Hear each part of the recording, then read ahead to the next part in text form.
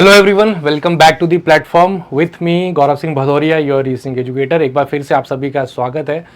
So related to RRBs हमने काफ़ी सारे सेशंस ऑलरेडी कंडक्ट कर लिए हैं। सो आई थॉट कि आज थोड़ा सा इस बात पे डिस्कशन किया जाए कि सर सारी चीज़ें क्लियर हो गई कि आरआरबी करता क्या है, आरआरबी हमें ज्वाइन क्यों करना चाहिए, क्या मेरी जर्नी रही जिससे आपने कुछ डेफिनेटली सीखा होगा, अपनी तैयारी में उसे इंप्लीमेंट करिए, जल्द से जल्द सिलेक्शन लिए, सब कुछ डन है। लेकिन अब रीजनिंग सेक्शन की अगर बात करें तो उसकी तैयारी शुरू कैसे करें या किस तरीके से करें सो दैट ये जो 3 महीने से थोड़ा ज़्यादा का समय है उसमें आपकी प्री और मेंस की तैयारी कंप्लीट हो पाए। प्री और मेंस की तैयारी साथ में करना बहुत ज़रूरी है। मैंने आपको डे 1 पे बताया था कि जो आपका प्री एग्जामिनेशन होता है और आपका मेंस होता है उसके बीच का जो टाइम गैप होता है वो आपका केवल रिवीजन के लिए होता है, वो आपका तैयारी प्रिपरेशन के लिए नहीं होता है। तो जब आपका प्रीलिम्स हो रहा है उससे पहले हमें मेक श्योर करना है कि हमारी प्री और मेंस की दोनों की तैयारी अच्छी खासी हो रखी है। उसी से रिलेटेड हमने ये सेशन प्लान किया है, तो हम देखेंगे। एंड वैसे तो देखिए सबका आपका टाइम टेबल खुद का होना चाहिए, एक नहीं है तो मैंने रीजनिंग में अभी आज इस सेशन में आपको बताऊंगा कि आप डेली किस टॉपिक पे किस तरीके से फोकस कर सकते हैं आने वाले महीनों में, सो दैट आपकी बहुत अच्छी तैयारी हो पाए। सेशन को आगे कंटिन्यू करते हैं। अभी तक अगर आपने ज्वाइन नहीं किया है टेलीग्राम ग्रुप तो एक बार ज्वाइन जरूर कर लेना। सारे सेशंस की पीडीएफ में यहाँ पे शेयर करता हूँ एंड जितने भी अपडेट्स हैं, नोटिफिकेशन से कोई भी नया अपडेट है आपको यहाँ पे देखने को मिल जाता है। सबसे पहले देख लेते हैं एक बार इंपॉर्टेंट टॉपिक। आप सभी को पता है ये सभी के सभी हमारा मतलब बेसिकली पूरा सिलेबस ही है ऑफ रीजनिंग सब्जेक्ट। तो अगर इन टॉपिक्स को हम थोड़ा सा डिवाइड करें, आगे वाली स्लाइड में डिवीजन कर देंगे। टॉपिक्स आपके यही है, अल्फा न्यूमेरिक सीरीज हो गई, ब्लड रिलेशन हो गया, इनइक्वलिटीज हो गई, कोडिंग डिकोडिंग हो गई, सिलॉजिज्म हो गया, डायरेक्शन सेंस हो गया, पजल सेटिंग अरेंजमेंट सबसे इंपॉर्टेंट टॉपिक है for both your prelims as well as for your mains examination. Machine input output, critical reasoning, data sufficiency, ये जो 3 टॉपिक हैं specifically for your mains examination है। बाकी ये टॉपिक्स आपके कॉमन है, प्री में भी आएंगे और आपके मेंस में भी आएंगे, ठीक है। अब ये जो टॉपिक्स हैं ये ज्यादातर जब आपके प्रीलिम्स में आते हैं तो आपके सिंगल लाइनर में या फिर पैसेज के फॉर्म में आ जाते हैं, लेकिन यही टॉपिक स्टार्टिंग के मैं बता रहा हूं अगर आपके मेंस एग्जामिनेशन में आएंगे तो फिर ये कोडेड फॉर्म में आते हैं। चाहे आपके कोडेड सिलॉजिज्म या फिर रिवर्स सिलॉजिज्म हो, कोडेड इनइक्वलिटीज हो, कोडेड ब्लड रिलेशन हो, कोडेड डायरेक्शन सेंस हो, राइट। तो टॉपिक बेसिक कंसेप्ट्स आपके सेम ही रहते हैं, बट उसके पूछे जाने का तरीका या आप कह लीजिए लेवल ऑफ डिफिकल्टी वो आपकी चेंज हो जाती है। प्रीलिम्स में सिंपल सिंगल लाइनर क्वेश्चंस आ जाते हैं या फिर ज्यादा से ज्यादा छोटे से पैसेज में आ जाएगा। मेंस में चांसेस क्या होता है, ये या तो पैसेज बहुत बड़ा दे देगा या फिर कोडेड फॉर्म में आपसे ये चीजें पूछेगा। फिर puzzle setting arrangement difficulty level बहुत ड्रास्टिकली वेरी करती है। प्रीलिम्स में एग्जामिनर आपकी स्पीड को क्रॉस चेक करना चाहता है, मेंस में एग्जामिनर आपकी इन डेप्थ नॉलेज कितनी है, कितनी आपने मेहनत करी है उस टॉपिक पे, इसी पे नहीं रीजनिंग पे, सभी के लिए मैं कह रहा हूं।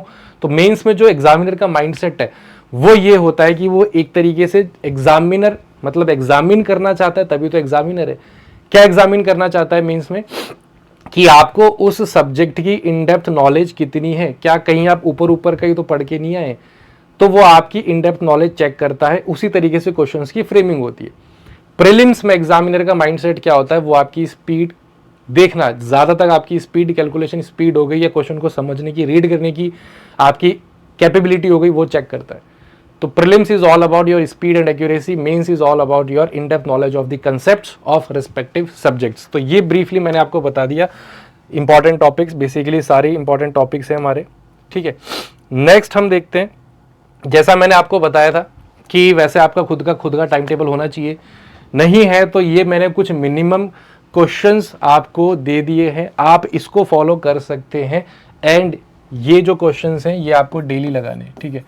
इतने नंबर ऑफ क्वेश्चंस आपको डेली बेसिस पे लगाने हैं, ये आपको मैं अल्टरनेट डे के नहीं दे रहा, एक बार आप देख लीजिए। तो मिनिमम क्वेश्चंस ही मैंने लिए, कम से कम इतने तो आपको एक बार देखिए, ये शुरू से नहीं करना आपको, ये कब करना है जब अगर आप बिगनर हैं, जस्ट आपने तैयारी शुरू की है, तो पहले तो आप एक एक सब्जेक्ट उठाएंगे, एक एक टॉपिक उठाएंगे कि चलो आज अल्फा न्यूमेरिक सीरीज पढ़ा, 1-2 दिन हमने वही पढ़ा, उसके बाद दूसरे टॉपिक पे चले गए, तीसरे पे थोड़ी थोड़ी प्रैक्टिस करके एक बार सिलेबस कवर हो गया, फिर जो आपको रिवीजन करना है प्री और मेंस का एक साथ करना है, तब के ये मैंने क्वेश्चंस लिखे हैं। जैसे कि लेट सपोज आप ब्लड रिलेशन पढ़ रहे हो, 5 क्वेश्चंस आपको अगर करने हैं आज, तो आप 2 से 3 क्वेश्चन तो इजी उठा लो प्रीलिम्स वाले, आप 1 से 2 क्वेश्चंस आपके कोडेड वाले उठा लो ब्लड रिलेशन में, ठीक है। सो दैट जब हम प्रिपरेशन कर रहे हैं, एक बार पढ़ना आपको है, पढ़ना जो है वो तो प्री और मेंस में सेम ही रहेगा, लेकिन अब जब हम प्रैक्टिस कर रहे हैं, इन 3.5 महीनों की बात मैं कर रहा हूं, तो आपको मेक श्योर करना है कि मिनिमम, क्योंकि आपके पास और भी सब्जेक्ट्स तो हैं पढ़ने के लिए, कम से कम इतने क्वेश्चंस तो आपको रीजनिंग के सॉल्व करने ही हैं। उसमें से आप आधे आधे डिवाइड कर लेना। जैसे आपका कोडिंग डिकोडिंग हो गया, 5 क्वेश्चंस, आप मान लीजिए कि 2 से 3 क्वेश्चन नॉर्मल आपने कर लिए चाइनीज कोडिंग डिकोडिंग के या फिर सब्स्टिट्यूशन वाले, उस तरफ के इजी वाले। एक सेट आप एलएसएन वाला कर लो, एक सेट आप लेटर सिंबल नंबर, ये आपके मेंस में आता है एलएसएन टाइप ऑफ कोडिंग डिकोडिंग, जहां पे कोड आपका लेटर सिंबल नंबर के कॉम्बिनेशन में होता है, एक सेट उसका लगा लो, अल्टरनेट डे पे लगा लो, सही, रोज मत लगाओ। इस तरीके से आपको प्रिपरेशन करनी है। सबसे इंपॉर्टेंट टॉपिक जैसा मैंने आपको बताया था, पजल्स एंड सिटिंग अरेंजमेंट है। अगर मैंने यहाँ पे 20 क्वेश्चन लिखे हैं, 20 क्वेश्चन मतलब 4 सेट हो गए, 5-5 क्वेश्चन, तो आप ये काम कर लो, 3 आप प्रीलिम्स वाले, 3 सेट आप प्रीलिम्स वाले लगा लो, मतलब इजी टू मॉडरेट, एक सेट आप मेंस का लगा लो।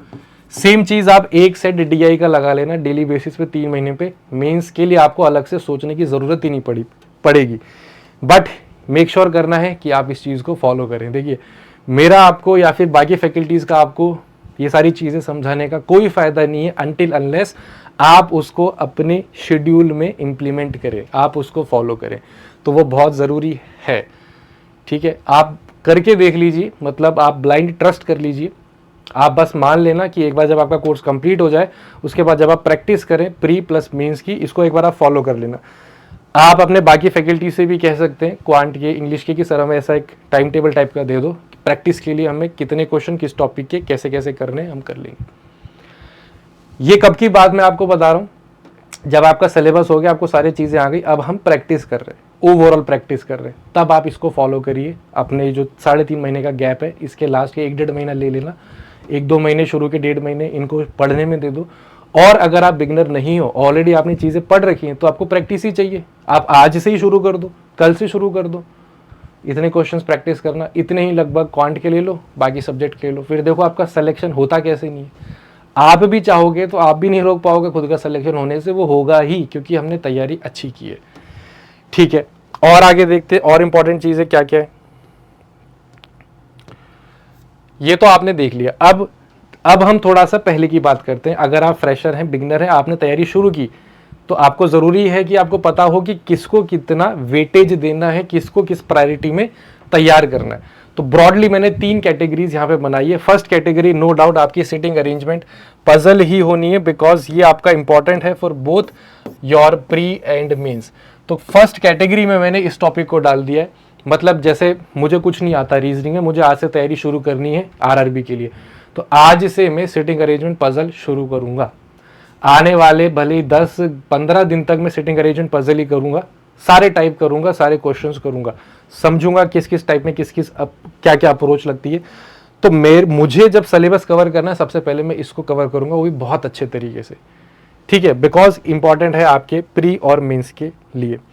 नेक्स्ट कैटेगरी में मैंने डाल दिया बाकी जितने भी आपके मिसलेनियस टॉपिक्स हैं, चाहे वो आपका ब्लड रिलेशन हो, इनइक्वलिटी हो, ऑर्डर रैंकिंग हो, अल्फा न्यूमेरिक सीरीज हो, डायरेक्शन हो, सिलोजिज्म हो, सब ये आपके कैटेगरी 2 में आ जाते हैं। जब आपका एक बार, मतलब प्रैक्टिस तो देखो हमें और करनी ही है, लेकिन एक बार समझ लिया ना हमने सिटिंग अरेंजमेंट पजल क्या होता है, एक एक टाइप देख लिया, 3-4 क्वेश्चन कर लिए, तो खत्म हो गया, अब प्रैक्टिस चलेगी।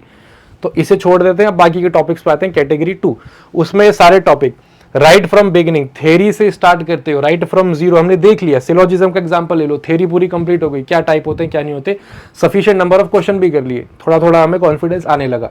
अगले टॉपिक पे चलते, ब्लड रिलेशन, थ्योरी पढ़ ली, क्वेश्चंस सफिशिएंट कर लिए, कंफर्टेबल हो गए, कॉन्फिडेंस है, अगले टॉपिक पे बढ़ो।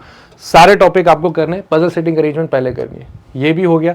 इसके बाद आप कैटेगरी 3 में, क्योंकि इसमें थोड़ा सा हमारे पास टाइम होता है, तो इसको आपको देने, ये केवल आपके मेंस के टॉपिक है। डेटा सफिशिएंसी कोई भी एक नया टॉपिक नहीं है, डेटा सफिशिएंसी अगर आपको पता है तो, नहीं पता है तो मैं बता देता हूँ, ये आपका बेस्ड होता है प्रीवियस सभी टॉपिक्स पे, कि आपको देखना है जो गिवन स्टेटमेंट है क्या वो सफिशिएंट है आंसर करने के लिए या नहीं, बस ये चेक करना होता है, एक्चुअल आंसर नहीं निकालना होता। जब हम करेंगे और डिटेल में बताएंगे।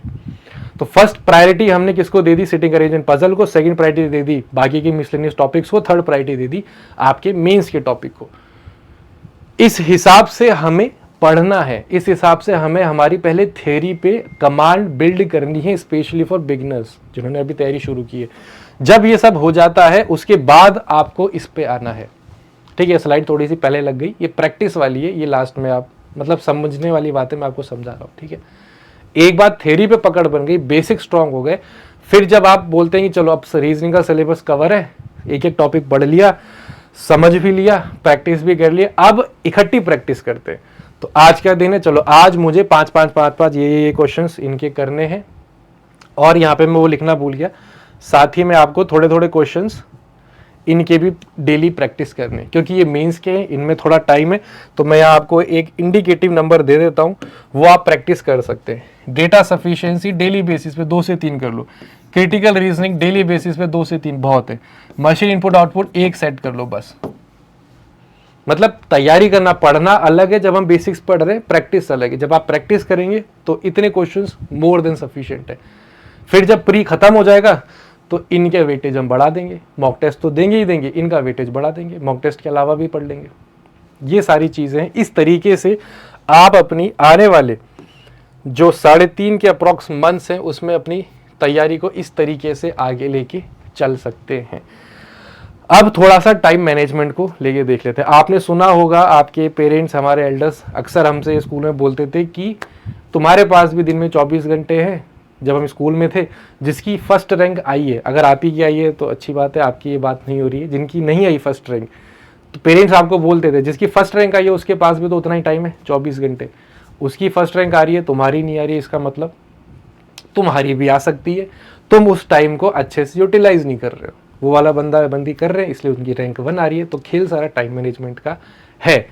एक सर्टेन एज के बाद आपको इन छोटी छोटी चीज़ों की इंपॉर्टेंस पता चलती है लाइफ में कि हाँ है, तो आपको उतना स्ट्रगल ना करना पड़े, उतना टाइम वेस्ट ना करना पड़े। तो इसलिए अच्छा है ना, आप अपने से बड़ों से सीख लीजिए।